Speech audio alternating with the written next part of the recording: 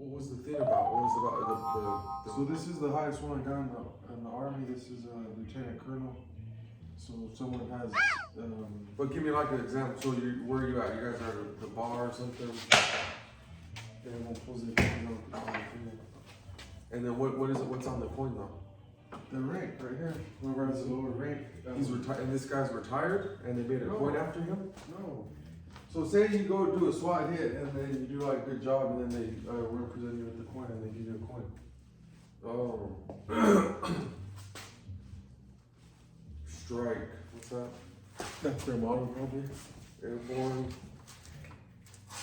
Fight, build, destroy. This was from First Sergeant. See, this one's a captain. And First Sergeant. And then I'm sure everyone tells their stories how they got it. How'd you get that one? Which one?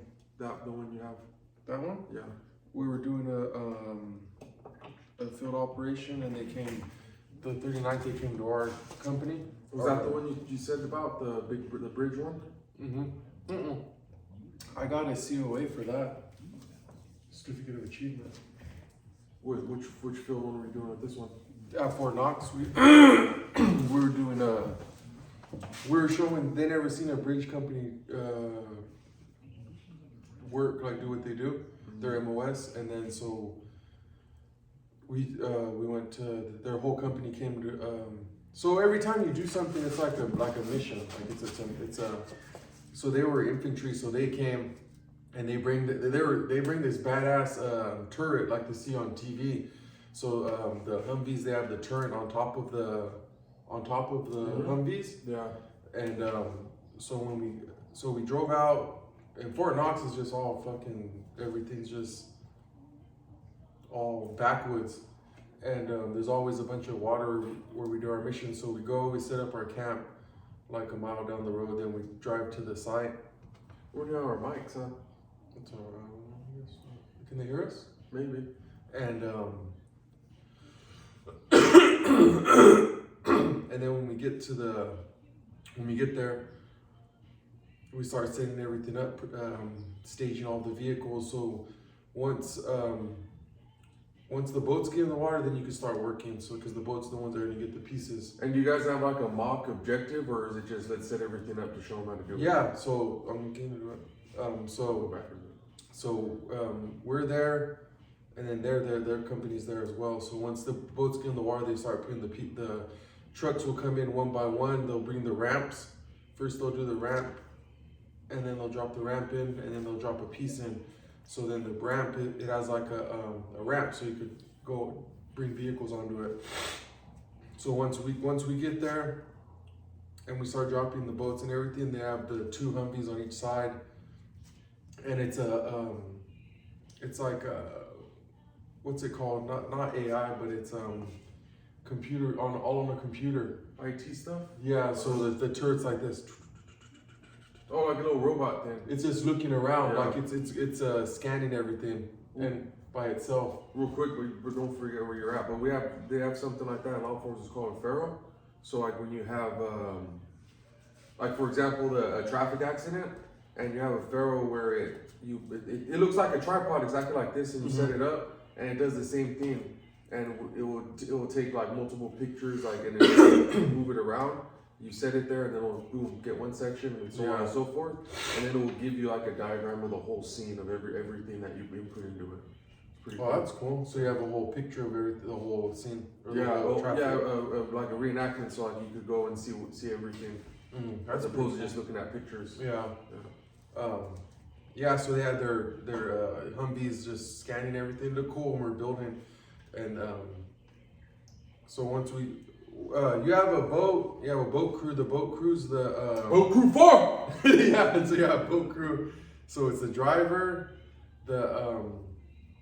it's the it's called a TC, like another person that helps them, like a boat hand, and then you have the other guy. Those ropes, like those big ropes you see on the TV, Like on the boats. yeah, like those, like the white real ones? thick ones, yeah.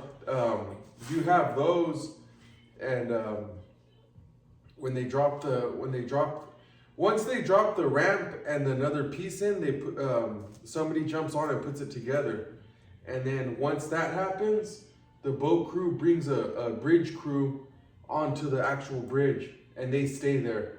And then that's when the other boats start bringing pieces on. So when the boat grabs another piece, the guy he'll jump onto that piece, the one piece just floating, and then he'll tie his boat to that piece. So then he'll drag it to the next to the ramp and that one piece. So you just keep adding on. Yeah, and then they'll throw the rope to them and they'll pull it together. So that the guy just the boat crew is just bringing all the pieces, and then the bridge man. There's some, I forgot what the names of everything was, but there was one where you have to the two pieces, they're like this, there are two pieces like that. And there's these things, and it hooks on like this and hooks on like that. And the strongest, so I was always on, and there was a guy, Olet. He was a big fucking corn-fed son of a bitch. He was a big guy, goofy as fuck, dumber than hell, but he was strong. He was perfect. And me and him would be on each side, so you have to crank it down to cinch it up, because there's locks on everything, and those locks won't lock unless it's cinched up perfect. Yeah, oh man, it's a bitch. So me and Olet were on there. We're just cranking them and go to the next one, crank them. And once we finally get to the next one, it was called parallel towing. So there's a boat, the bridge is like that, and a boat's on each side, depending how long the bridge is. It will tow it. Depending how long it is, there'll be 2 boats or 4 boats or whatever.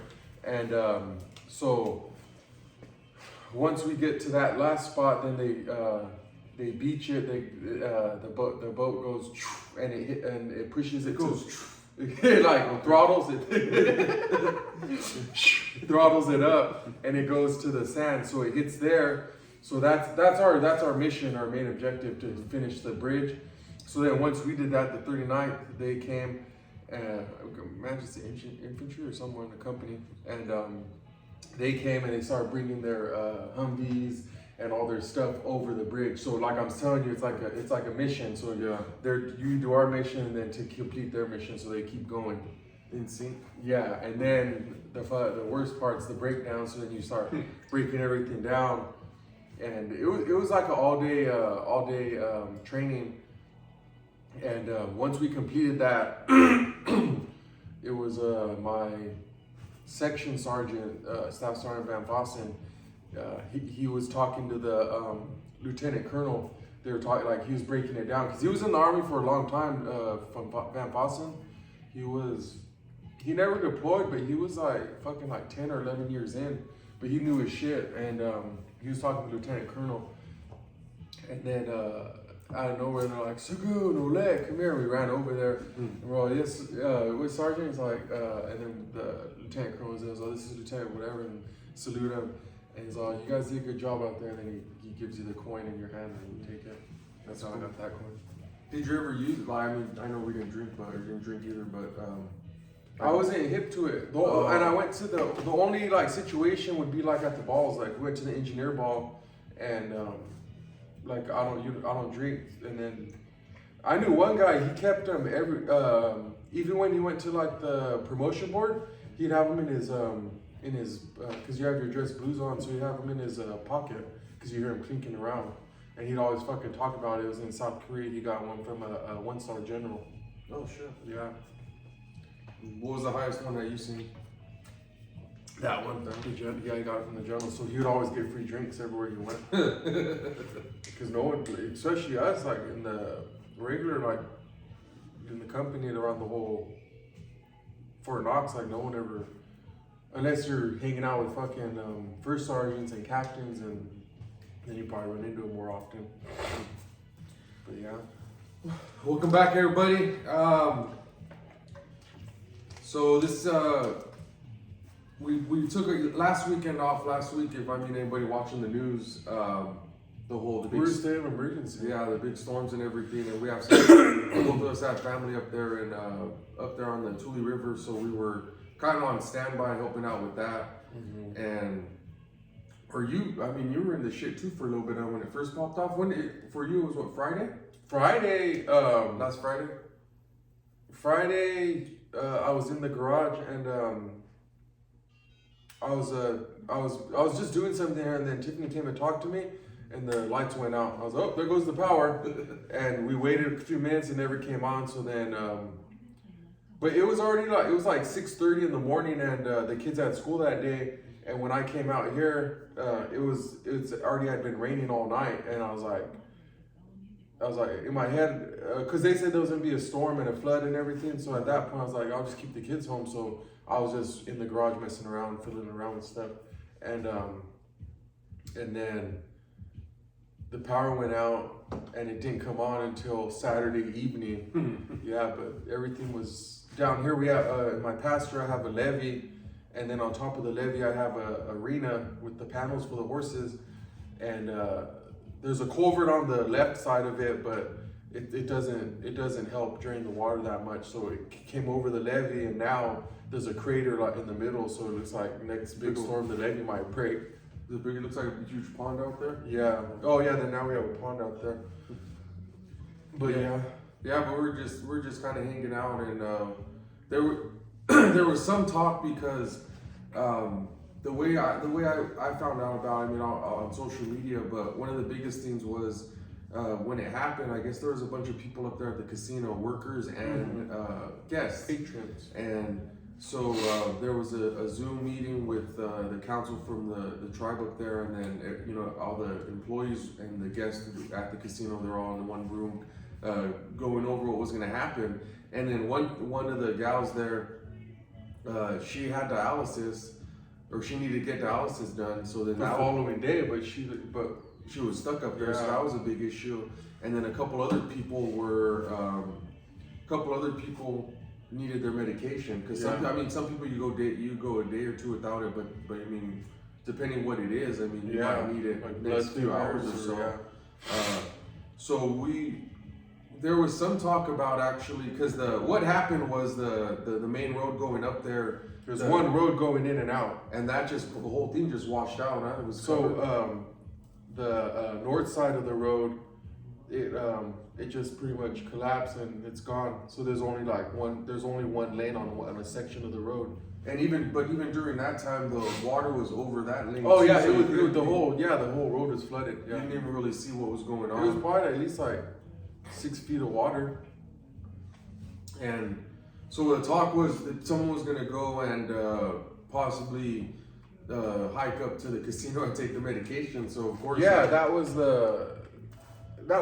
they were throwing ideas out there. We didn't know the severity of the road or of the land. So we knew, like, worst case scenario, you could hike it, you could get there somehow on foot. Yeah, if somebody was able to. But Yeah. we jumped in. It was just talk, and then we kind of messaged, threw our name out there and said we'd do it. But luckily I think they ended up medevacing the lady out of the casino. So there's a few individuals that get dialysis on the reservation. So the people that do get dialysis, they were taking helicopter rides out. Yeah. Back and forth. But yeah, it was pretty crazy. I mean, it was as far as Porterville goes, I think that's one of the craziest things that happened. I mean, the other thing was like the fires, like a few years ago in Springville. But other than that, I don't. But I'm using this. Let me backtrack. The only vehicles they were using to get in and out of the reservations were the side-by-sides, like the Raptors and the Raptors. Did you hear that word somewhere? Raptors? Razors. Is it? I just keep hearing. I heard Raptors. Oh, there's Razor, the Polaris Razors. Raptors. Yeah, and so now I'm using this storm as an excuse to invest in a bigger side-by-side. So in the near future, I might be getting one, hopefully. That would be pretty cool. Yeah, a four-seater. But even, I mean, they got hit up here, and then Springville, those Our roads. roads were closed as well. Yeah, our road was closed that whole Friday, and they didn't open them until Saturday afternoon. So, and plus no power. Yeah. And the messed up thing is, where we live at, there's another section, Montgomery Ranch. They pay top top dollar for their water. It's that Del Oro, and their water pipe busted, so they're paying a month. They're paying like over $500 for water. Just for water? Yeah, and you'd figure paying that much, they'd be on it quick, like come and fix it. They're still out of water to this And they day. still have to fucking pay at the end of the month. To this day. And yeah, even Porterville, they closed off some sections, some of the bridges off the 190 and the west Yeah, side going over there. the whole bridge or the whole river going. What's the name of that river? Do you know? Is it Tula Tula River? River, Yeah. A lot of the homeless, they live on the river edge, and a lot of their stuff got washed away. I wonder where they go. Storms, Storms, ground, everything, like, but higher what, ground. just kick it there with the tents and shit? I gotta be They- rough. I'm sure they made peace like with the elements, so they just probably move up like higher ground.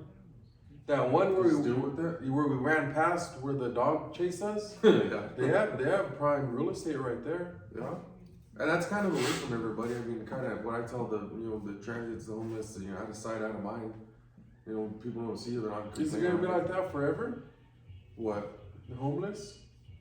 Yeah. Like there'll never be a solution. What? I mean, but what's I think what's the solution though? Like, even if you have like a homeless shelter, just like in society, you have rules and regulations, and a lot of people. I mean, not a lot, but I mean, There's a reason they're homeless. Yeah, they don't want people telling them what to do, what drugs to do, when to drink, how they're gonna get it, all that. But I think one thing they can do as far as city-wise, I mean, it's a solution for the city, but not for the people. Like if you have a homeless shelter, you have to go to the homeless shelter, and if you're refusing to go to the homeless shelter, then it's like a city ordinance violation or something. I don't know, something like that. Infraction though. Yeah, but I mean, eventually, like arrestable, take them to jail, and then this keeps happening to them. Oh, okay. So, but I don't know. I don't know what the solution. Remember is. that episode on First 40? Well, it's the nature of the beast, because I was gonna tell you that. Remember that episode where it was that big guy, and then it was a Indian guy, a Native American guy, and they got kicked out of the homeless shelter. They were homeless, and then remember the big guy just ended up beating the shit out of them with the pipe, killing them. They were like in it was like a field area, but there's Yeah, grass and and trees and stuff. And then when the guy was getting interrogated, he put his foot on the desk, and then he had blood on the bottom. And and got him. So yeah, I guess it's just. But see, one thing that in Fresno, one thing that I learned was like some of them within their community, they do their dirt, but still they have like they have like their own rules and that they'll abide by. Like some of them, they won't associate with thieves because then if the people are stealing and doing all that shit, like so a lot of them just recycle. Mm-hmm. They'll do their hustle, they'll recycle, they'll come in, they'll put in on whatever they have, they'll put it together and get whatever they're gonna get, whatever it may be. But other people, I mean, yeah, they cut the corners. They'll just, I'm gonna go steal this or steal that, and then they're bringing heat to them, so they'll kick them out of their little, little. How does it work? Since you interact with a few of them, how does it work if like you're new to the homeless realm and you want to set up shop somewhere? Do you have to follow rules and regulation? I would assume Is there property lines? Well, see, because like in Tulare, there's like different. That's the thing about Porterville. You could kind of get away from it depending where you go. Mm-hmm. Like, cause on the west side, you don't see a lot of it. Like on the west side, there's not much. Like they're starting to migrate more towards the Veterans Park because they'll go under those awnings. But like in Tulare, they're everywhere, so you can't get away from it. It's like they're on the west side, the east side, north, south. Yeah, like I took that road. I think it was. Does Blackstone run through the north and south all the way. I took one road and it was like in the middle of the city, and there was a park and there was a bunch of them over here, and then I went this way. There's a bunch of over here. Yeah. I think it was Blackstone. But I think you were just. I mean, like just like anything, like kind of like The Walking Dead. Mm-hmm. Like you go to these different you guys spots. cut their heads off? No, like different spots. You go and like, hey, tell your stories. Whatever, I'm homeless, whatever, and because of this or whatever it may be. Yeah. Can I kick it here and then? So, but I don't know. So like, there's. So you have to get approval. Yeah, but see, like that's the thing too. Some of these dudes are fucking wiry. Like there's one by the On road. this part, did you know throughout the Godfather 1 and 2, they show this part like 4 times, like it's the main part? Easter egg. Yeah. But one of them, dude, like, cause if you just see them, like you could tell they're either they're high off meth or something, and they're just like I mean, you know, when somebody's high, they're acting like goofy. Because like it's crazy. probably like 5% of the people that are homeless, or maybe 10, maybe like in this area, is like because no fault of their own, maybe like just down on their luck. But the other 90% is probably drug use or alcohol use. Yeah. Yeah. And but on that one, we were talking, and so there was a story. I think it was on a podcast at Your Mama's House with Tom Segura and his wife, and this lady. She was from down south. She had 5 kids, and her husband had passed away, and so he was the one working, making all the money, you know, paying all the bills, and so now it goes from that to then now she was involved in an accident. A vehicle drug her, almost killed her, road rash, and she was in the hospital. Still have 5 kids, lost her house, lost everything. So now she's homeless, trying to work, and then she kept the kids home because they didn't have transportation to go to school and all that. So that's a situation where it's just fucking bad luck. Yeah, just And all that happened, and then that's series of unfortunate events. But yeah, dude, I don't know that's a bit. I think like the drugs is a big issue, but I think also too like mental health plays a big part of it too. Because one thing when we did that training, it was a crisis intervention training, and they kind of teach you how to detect like different whichever mental health issue it is, like detect which one it is, how to approach it, how to talk with people, and we would go in to visit like some hospitals in Fresno, stuff like that. You go walk. That's where I was talking cool. Rios, Baltimore. Oh The yeah. academy. Oh, he worked. Oh He yeah. was working out with yeah. them. Yeah, and but oh yeah, that's where I was going with that. But yeah, so some of those people, so you have medication to help you out with it, and then some of the thing was that, so it's like there's like 2 pages full of side effects if you take these.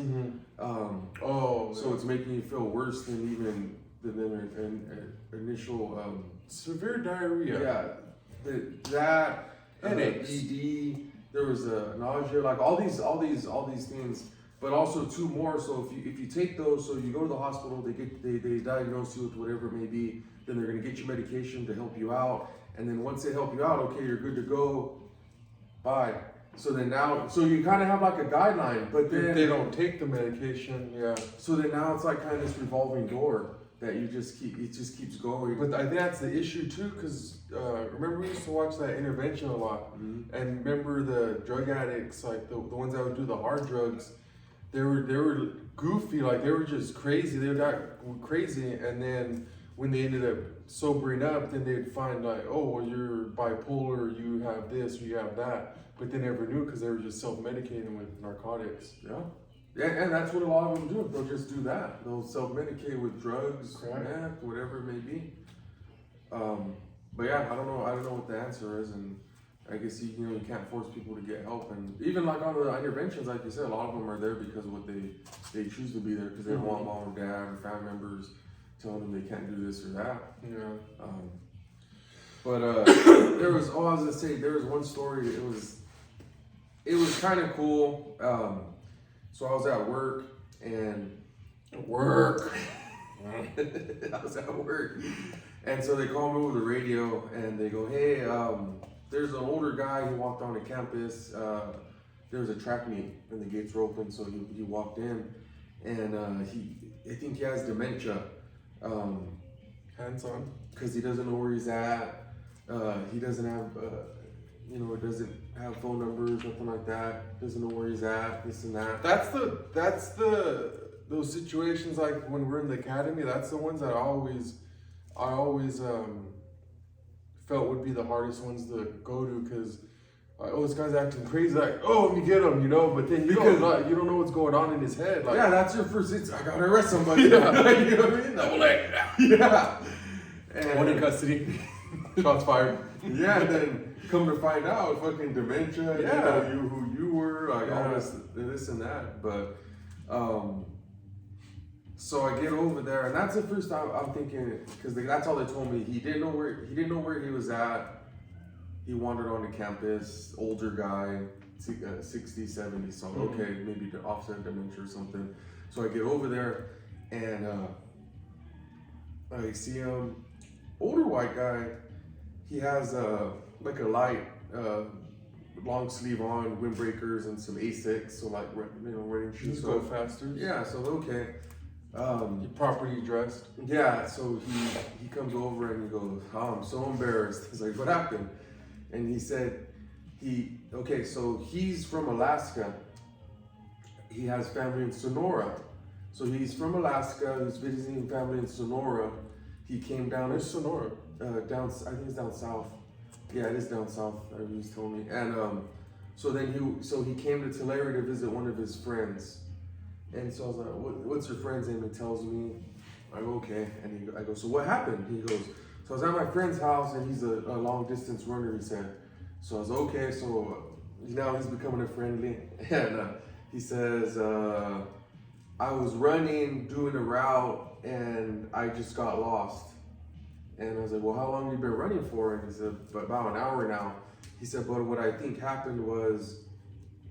Where's his boy? By himself? Or Yeah, by himself. Oh, okay. His boys left him? Yeah. I said, he goes, I have a friend in Visalia, and there's a route I usually run there, and I think I mixed it up with this one. So at that point, I got thrown off, and I was like, Bison? "Oh, what?" I did a headache. And so then he was doing Wilson's route. and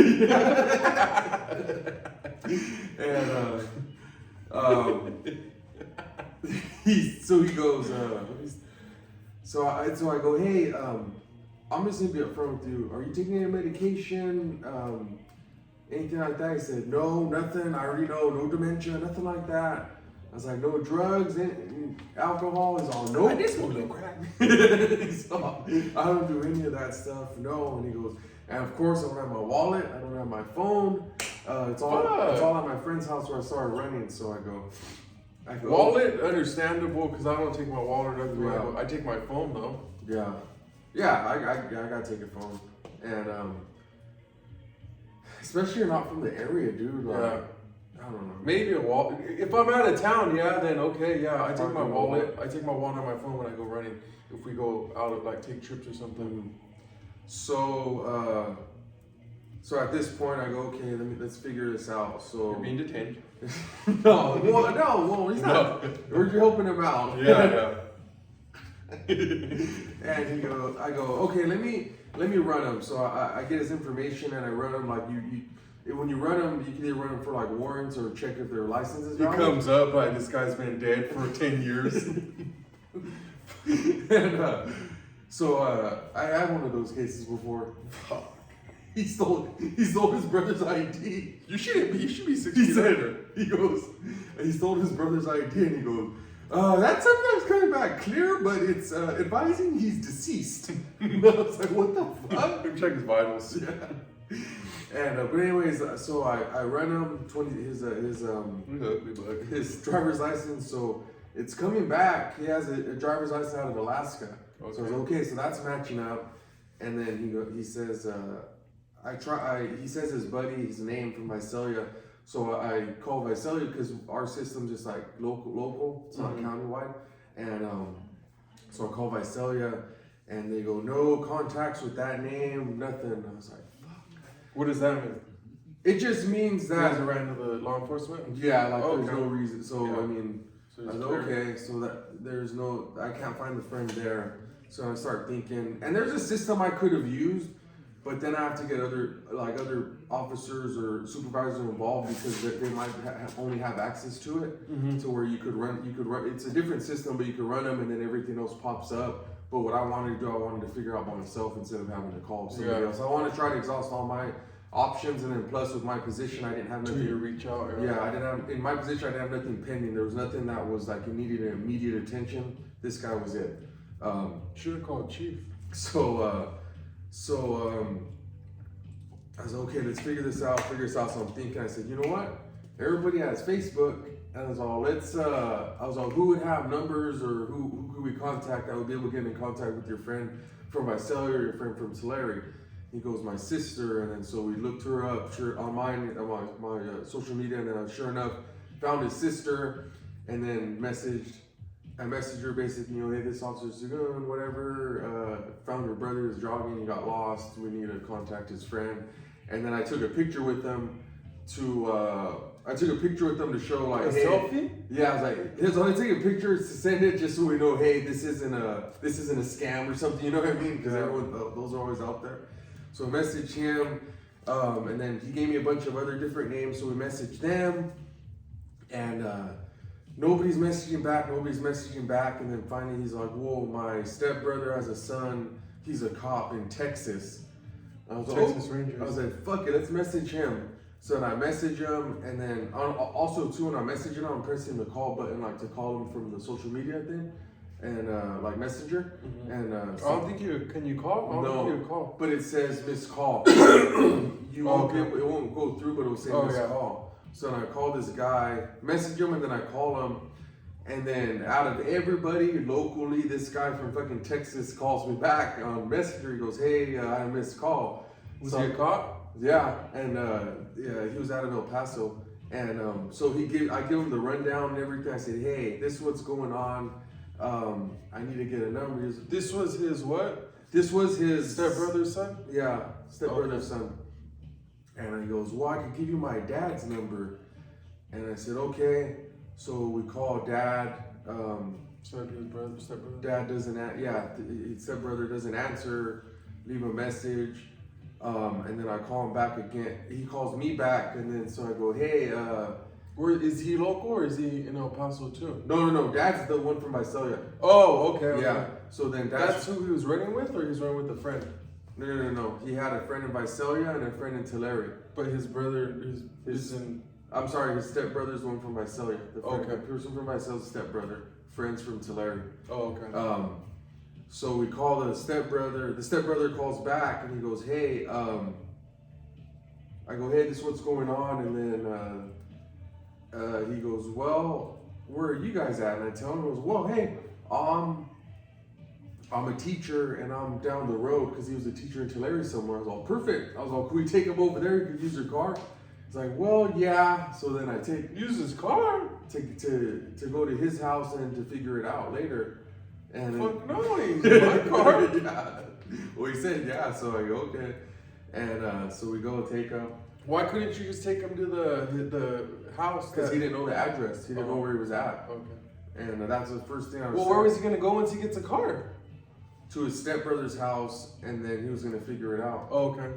And he's all, I bet if I just drive around, I could find it, but I can't just drive him around. So he's gonna get the brother's car and just fucking drive around. Probably. But then that's their issue. That's like you borrow my car and then you just drive around, but that's something else. If I'm in a confused state of mind.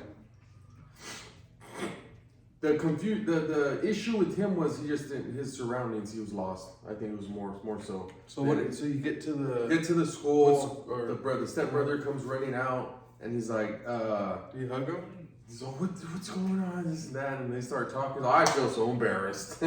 You wouldn't believe it. Yeah. And so then I drop him off, they connect, and then I took off. And Did you get a bunch of messages after that from those people? no, they didn't. Nobody even messaged back, dude. Like his sister messaged during that time when we already contacted the stepbrother, but I told her. What'd you say? What'd she say? I'm out of state and this and that, or I'm sorry, yeah, I'm out of the city, this and that. And I said, well, we called stepbrother, figured it out, whatever, blah blah blah. Bro.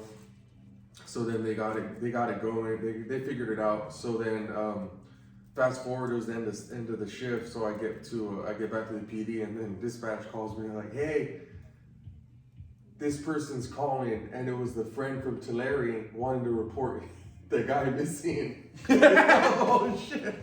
So I call him back and I said, hey, I basically told him everything that happened. And I said, this is what happened, he's fine. He got lost, or he's, oh God, he's always doing that, this and that. And he's always going running and stuff. But this has never happened or whatever. And I go, no dementia, nothing like that. He goes, no, he's, perfect health. Crack. So, but I think it's a beginning stage of dementia, possibly. So not diagnosed though. So, but it was kind of cool though, like being able to do it start to finish, then connecting with family, then got him. So we don't know what happened then. If he ended up going to his brother's house or not. No, I don't know. But he's safe. Probably took his brother's car to Alaska. He thought he was in Alaska. Took a different route. Yeah, but that was kind of cool. It was something. But I forgot there was something else I was to tell you like months and months ago. But I remember when I first, because I mean, just like any city, Tulare it's good, but then it has its bad side. Tulare, just like anything, by Porterville, everywhere. But it was funny though because like I was still on patrol, and it just crossed my head because I was just driving around, and there was a four-way stop, and then there was a bike, and it was chained to a stop sign, and it said there was a paper on the stop sign. It said for sale, contact for information. Beach cruiser, nice beach cruiser, but it was chained up to the stop sign. Was it in a busy area? Not like a business district, but it was kind of. If you have bull cuts, you just steal it. Yeah, yeah. But the sad part was catty corner to that was the fire department too. So I mean, I guess there was some heavy traffic. So because I forgot, I was talking to one of my buddies and he was trying to lateral over and he goes, well, how's Tulare? I said, it's good, this and that. I mean, PD wise, everything's great, dude. Like it's a great department to work at, everything. And he's asking how the city was, and I go, I kind of told him the demographics, told him how it was, homeless, this and that, blah blah. And but when I got the message and it said how was the city, blah blah, and I seen the beach cruiser, and so it just stuck with me. So then fast forward like a few hours there, driving around, then end of shift was coming. I was headed back to the P, and I happened to cross towards there. When I was crossing towards where the beach cruiser was, all there left there was just a frame. Everything else was gone. Oh man! The fucking handlebars, the chain, the fucking tire. It was just a fucking frame there, dude. It's like on that episode of MASH where they go inside and they come back and the steering wheel's spinning and all the tires are gone. It's fucked up. That's funny. Wow, fuck that. I do it in front of the police department at least. But even nowadays, everyone has fucking social media. Put it on a page or something, dude. Like, get rid of it that way. Yeah, when the power went out on Friday, I went to go check on Rudy. So his wife works in Porterville. She's a bus driver, and then he's retired, and he opens his garage to get into his house, and then the front door's locked. But they have two of those chain locks, one on the top, one on the bottom, where you open it, you can see who it is, and you close it. Oh yeah. So I had well, not breaking and entering because I was there with them. And so when they get back, the power was still out. So he's like, "Can you cut these chains for me?" Like, they're older people, so like simple tasks like that, I guess it's harder for them. Mm-hmm. And it was funny though, because I opened the door and the chains there, I just had and I opened it. It was like fucking people just do this shit to break into people's houses and stuff too. Yeah, same shit. The other thing I was gonna touch on too, last year we did for the 4x4 by 48, we did the fundraiser for the Cancer Society to raise money. Did the 4x4 for that. I think this year my brother's gonna talk to some people and we're gonna try to get. I don't know if they have, because with the with the raising the money for the Cancer Society one, we didn't have to do it. It was basically through the website, so we didn't really have to do anything. What we wanted to do though was do some type of GoFundMe or something for the Tule River reservation for the flooding up there, the money to go towards whoever may need it, families, whatnot, or whoever else Supplies. however they feel it needs to be dispersed. But it might have to be end up GoFundMe if they don't have like something similar to that website. But what we want to do this year, and I think we'll post something about it. We want to raise that money for that disaster up there. So there's that, and do you have anything else coming up? I think that was it for the 4x4 that we're getting ready for. That will be fun. We're gonna figure out some fun things to do during that too. Yeah. Well, we're gonna do the we'll do the, I don't know if we can do the Can we do Facebook Live with the podcast page? I think I think what we're gonna do is we'll do the Instagram Live for sure, and then if we can, we'll do both of them simultaneously, the Instagram and the Facebook Live, and we'll update every 4 hours or like a quarter till. Yeah. Because then we can take off at the top of the getting ready. yeah. And then we'll give everyone updates on what's going on, what lap run or what do you call it? Chalk. Leg. Heat. Papa? But yeah, but it was pretty cool last year because I know Bergon and a couple other guys were on that shift. They were up anyway, so they jumped in on there. So is he gonna do it? no, I don't think so. No? No. Chewy. Oh Chewy's yeah, supposed Chewy. to. Yeah, Chewy will tag Hit us up in. if you still want to jump in. But I think that was it for now. That was pretty good. I thought I had some. What is it? What's the date? The 18th today. So we might get one more in before the Yeah. 31st, and see any developments with that. But like always, thank you guys for tuning in, and we'll see you guys next time. Peace out.